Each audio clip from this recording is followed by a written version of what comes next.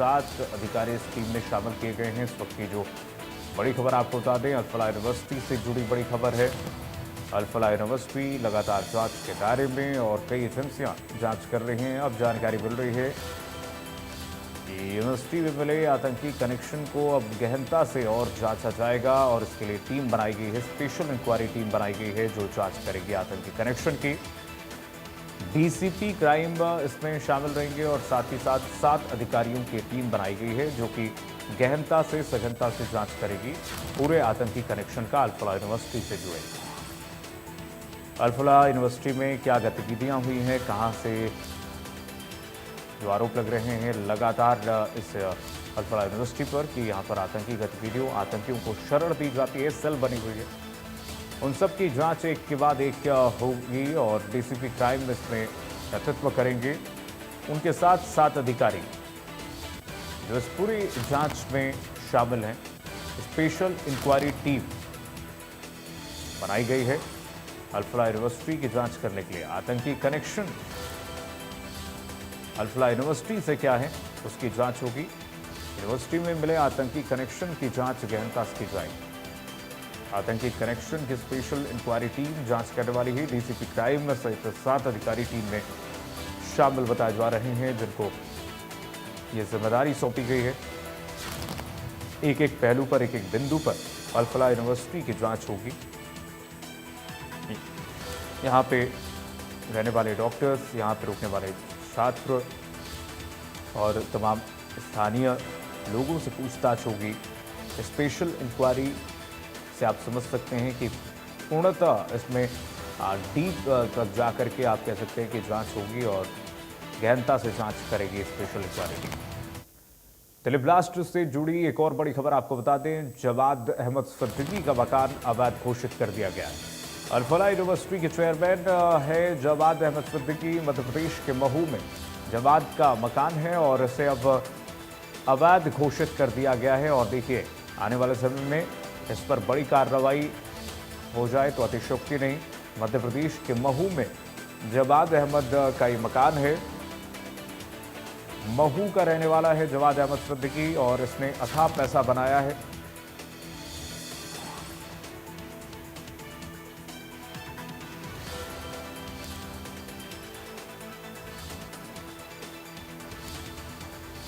तो अब जवाद अहमद सिद्दीकी के मकान पर एक्शन हो सकता है और जिस तरह से लगातार जांच बढ़ रही है आगे, उसमें जवाद अहमद सिद्दीकी अल फलाह यूनिवर्सिटी ट्रस्ट का जो चेयरमैन है उसके मकान को इस वक्त अवैध घोषित कर दिया गया है। हमारे दूसरे योगी जुड़ रहे इस वक्त एहतियाब शेख जुड़ गए हैं तमाम जानकारी के साथ और इस वक्त देवेंद्र जुड़ गए हैं तमाम अपडेट्स के साथ। सबसे पहले एहतियाब आपके पास आऊंगा। एहतियाब, ये बहुत बड़ा एक तरीके से कह सकते हैं एक्शन कि अवैध घोषित किया गया है जवाद अहमद सिद्दीकी के मकान को। आने वाले समय में अगर हम कहें कि बड़ा एक्शन हो जाए इसके मकान को लेकर के तो इसमें कोई अतिशयोक्ति नहीं। देखिए, निश्चित ही ये कहा जा सकता है कि ब्लास्ट मामले के अंदर अल फलाह यूनिवर्सिटी की जो लिखता सामने आई थी, अल फलाह यूनिवर्सिटी का चेयरमैन जवाद अहमद सिद्दीकी महू का रहने वाला है। महू के कायस मोहल्ले के अंदर इसका 4 मंजिला मकान है। हालांकि ये महू से 25 साल पहले ये कहा जाए एक चिटफंड कंपनी इन लोगों ने खोली थी और उसमें करोड़ों का गबन करके ये पूरा परिवार भाग गया था, फरार चल रहा था। इसका जो 4 मंजिला मकान इन महू के अंदर जो बनाया गया है उस पर 1996 और 97 में भी अवैध अतिक्रमण के मामले के अंदर नोटिस दिया गया था। अब इस पूरे मामले में बॉम्ब ब्लास्ट से जो तार जुड़े हैं, इस मामले में अब ये कहा जाए शासन और प्रशासन बिल्कुल सख्त नजर आ रहा है। छावनी परिषद महू ने एक नोटिस चस्पा किया है इस मकान पर जिसमें कि इस अवैध मकान को आने वाले 3 दिनों के अंदर हटाने की चेतावनी दी गई है। यदि वो अवैध अतिक्रमण नहीं हटाया जाता तो बुलडोजर कार्रवाई की जाएगी। यह स्पष्ट किया जा चुका है, छावनी परिषद की तरफ से साफ किया गया है कि जो अवैध हिस्सा है उसे तोड़ा जाएगा। तो निश्चित रूप से ये कहा जा सकता है कि लगातार इस पूरे मामले के अंदर जैसे जैसे जांच आगे बढ़ती जा रही है, इसमें एक बड़ा खुलासा और हुआ था जब जवाद अहमद सिद्दीकी का भाई हमूद अहमद सिद्दीकी, जिसके नाम पर महू में चिटफंड कंपनी खोली गई थी, ये 25 साल से फरार चल रहा था। आखिर जैसे ही एनआईए इस पूरे मामले के अंदर कूदी और जैसे ही इस पूरे मामले के अंदर ये कहा जाए कि जांच आगे बढ़ी, तो इस जांच में सामने ये आया कि महमूद अहमद सिद्दीकी 25 साल पहले यहां से चिटफंड का फ्रॉड कर कर हैदराबाद में छुपा है, जहां से उसे पुलिस पकड़ कर लाई और अब उसका इंट्रोगेशन चल रहा है। निश्चित रूप से ये कहा जा सकता, आपने कहा कि अतिशयोक्ति नहीं होगी, निश्चित रूप से ये अतिशयोक्ति नहीं होगी। इस पूरे मामले के अंदर इस मकान पर कार्रवाई निश्चित बताई जा रही है। जी ठीक है, तो आप बने रहिए, आएंगे आपके पास। देवेंद्र हमारे साथ फरीदाबाद से जुड़े हुए हैं। देवेंद्र, स्पेशल इंक्वायरी टीम गठन किया गया है, क्या इसका एसओपी बनाया गया, कैसे ये इंक्वायरी टीम जांच करेगी, आगे कैसे जांच बढ़ेगी?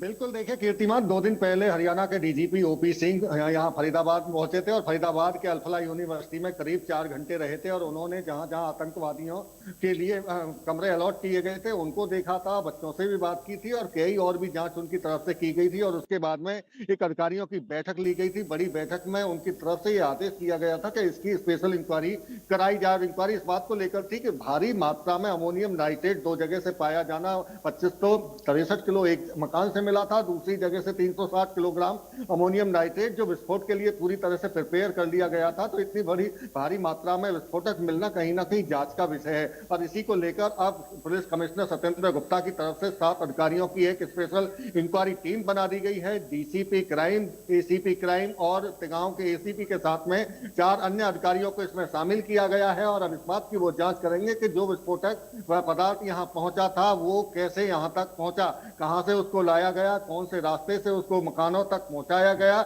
इसके साथ साथ में चूंकि अधिकारी इस बात को लेकर भी जांच करेंगे क्या स्थानीय लोगों की इसमें कोई मदद थी या नहीं थी, क्योंकि इतनी भारी मात्रा में अगर विस्फोटक लाया गया है तो निश्चित तौर से पुलिस को इस बात का अंदेशा है कि जो लोकल यहाँ लोग हैं उनकी तरफ से भी आतंकवादियों की मदद की गई होगी। इस बात को भी लेकर एक जांच रिपोर्ट तैयार की जा रही है। ये अधिकारी अब इस बात को लेकर तस्दीक करेंगे कि जो किराए पर कमरा जिसकी तरफ से दिया गया था, चाहे मौलवी मोहम्मद इश्तियाक की बात करें, इसके साथ साथ में एक और मद्रासी जिसके यहाँ 360 किलोग्राम और अन्य विस्फोटक सामग्री बरामद की गई थी, उसका और रोड कौन सी थी, रूट कौन सा था, जो क्योंकि इस बात को लेकर भी सवाल उठ रहे थे कि आखिर इतने भारी मात्रा में अगर विस्फोटक पदार्थ फरीदाबाद के 2 जगह पहुंचा है तो पुलिस को भनक इसकी क्यों नहीं लगी, क्योंकि कई जगह नाकेबंदी, चौकसी, तमाम तरह के पुलिस दावे करती है। तो इस बात को लेकर अगर कहीं पुलिस कर्मचारियों की, अधिकारियों की भी कोई अगर लापरवाही पाई जाएगी तो उस पर भी कार्रवाई की जाएगी। इसी को लेकर ये उच्च स्तरीय ये जांच कमेटी बनाई गई है जो तमाम पहलुओं की और एक टीम जांच करेगी। एहतियाब आपके पास चलेंगे,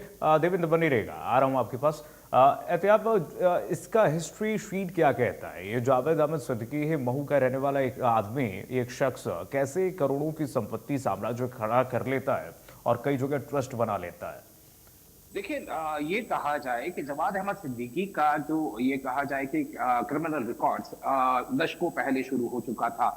जवाद अहमद सिद्दीकी महू के शहर काजी के बेटे थे और जवाद अहमद सिद्दीकी ने बीटेक की पढ़ाई करी। पढ़ाई करने के बाद में उसने कई सारे कॉम्पिटिटिव एग्जाम्स में गया था। उसके बाद में जवाद अहमद सिद्दीकी ने पिन पॉइंट करके महू के जो लोग थे उनको डबल मुनाफे का लालच देकर एक chit fund company Mahmood Ahmed Siddiqui अपने छोटे भाई के नाम पर शुरू की। वहां से पैसे का कलेक्शन शुरू हुआ, बेइंतहा पैसा। बताया जा रहा है कि कई 100 करोड़ रुपए इस अल्फला चिटफंड कंपनी ने जमा किए थे और जमा करने के बाद में लोगों को इस बात का भ्रम में रखा जाता था कि आपको डबल मुनाफा दिया जाएगा, ट्रिपल मुनाफा दिया जाएगा, लिहाजा लोग इनके पास में पैसा जमा करते गए। जब बहुत ज्यादा पैसा जमा हो गया तो इसने अपना कारोबार दिल्ली के ओखला में शिफ्ट करा और ओखला के बाद में ये फरीदाबाद की तरफ शिफ्ट हुआ। इस बीच में जब लोगों ने, इन्वेस्टर्स ने पैसा वापस मांगना शुरू किया, तब तक ये महू में एग्जिस्ट करते थे। ये बात कर रहा हूँ 30 साल पहले की, 22 साल पहले की, 22 साल पहले तक इनका परिवार यहाँ रहता था। उसके बाद में इनके पिता की मृत्यु हो जाती है और मृत्यु होने के बाद में ये दोनों भाई जवाद अहमद सिद्दीकी और महमूद अहमद सिद्दीकी महू को पूरी तरीके से छोड़कर ये कहा जाए कि फरार हो जाते हैं। लोगों का पैसा लौटाने की बात थी, वो पैसा नहीं लौटाया गया, लिहाजा ये लोग वहां जाकर छुप गए। दिल्ली के ओखला में इनका ऑफिस हुआ करता था, वहां से ये अपने ऑपरेशंस चलाते गए। बाद में पता पड़ा कि अल्फला यूनिवर्सिटी के जो आज है, उसने पहले के इंजीनियरिंग कॉलेज के लिए अप्लाई किया। फरीदाबाद में उसने इंजीनियरिंग कॉलेज शुरू किया। उसके बाद में धीरे धीरे वही लोगों से लूटे हुए पैसे का इस्तेमाल करके एक बड़ी यूनिवर्सिटी तैयार कर दी। जहां तक महमूद अहमद सिद्दीकी यानी जवाद का छोटा भाई, जवाद का छोटा भाई अपने चिटफंड की वजह से यहां फरार माना जा रहा था। लगातार पुलिस उसकी तलाश कर रही थी, 22 साल से उसकी तलाश की जा रही थी। लेकिन अब जब उसके तार जुड़ते हैं और जब सेंट्रल एजेंसी इस मामले के अंदर जांच करती है तो पता पड़ता है कि हमूद अहमद सिद्दीकी पकड़ा जाता है हैदराबाद से। यानी दोनों भाइयों ने शातिराना अंदाज के साथ में एक ने अपना कारोबार जो है फरीदाबाद और दिल्ली में रखा, तो दूसरे ने लूटे हुए पैसे या जिसको कहते हैं चिटफंड के पैसे से अपना कारोबार हैदराबाद में कर रहा था। अब दोनों ही भाई जो है वो पुलिस की गिरफ्त में आ चुके हैं और इस पूरे मामले के अंदर ये कहा जाए कि और बहुत सारी परतें हैं जो कि सामने आएंगी। बहरहाल जो उनके मकान की बात की जाती, महू का एक कायस्थ मोहल्ला है, वहां उनका मकान हुआ करता था। ये इनके पिता के नाम पर रजिस्टर्ड और आज भी उसके पिता के नाम पर ही है। हालांकि ये पहले बहुत छोटा मकान हुआ करता था, 4 मंजिला मकान बन चुका है जिसमें 25 खिड़कियां हैं। ये बहुत आश्चर्य की बात है एहतियाब की। एक साधारण आदमी किस तरह से फोर्जरी करके, धोखाधड़ी करके अरबों खरबों उसकी संपत्ति बनाता है। उसके बाद अब सवाल ये उठता है कि उसके यूनिवर्सिटी में, जो सो कॉल्ड यूनिवर्सिटी है, वहां पर आतंकियों को क्या शरण दिया जा रहा था? क्या ये जांच का विषय? एहतियाब और देवेंद्र, आप दोनों सहयोगियों का बहुत शुक्रिया तमाम जानकारी साझा करने के लिए। बहुत बड़ा सवाल, क्या आरोप लगे हैं जावेद अहमद सिद्दीकी पर? जरा देखिए ग्राफिक्स के जरिए, आइए आपको बता देते हैं। ये आरोप लगे हैं चेयरमैन जवाद पर। देखिए, छात्रों को फर्जी मान्यता दिखा करके ठगने का आरोप है इसके ऊपर। गलत तरीके से करोड़ों की कमाई करने का आरोप है जवाद अहमद सिद्दीकी पर। और अल फलाह का ये चेयरमैन है, इसके नाम पर कई ट्रस्ट है। गिरफ्तारी की वजह से सभी दस्तावेज वकील और पत्नी को दिए, यानी कि कूट रचित इसने दस्तावेज भी बनाए।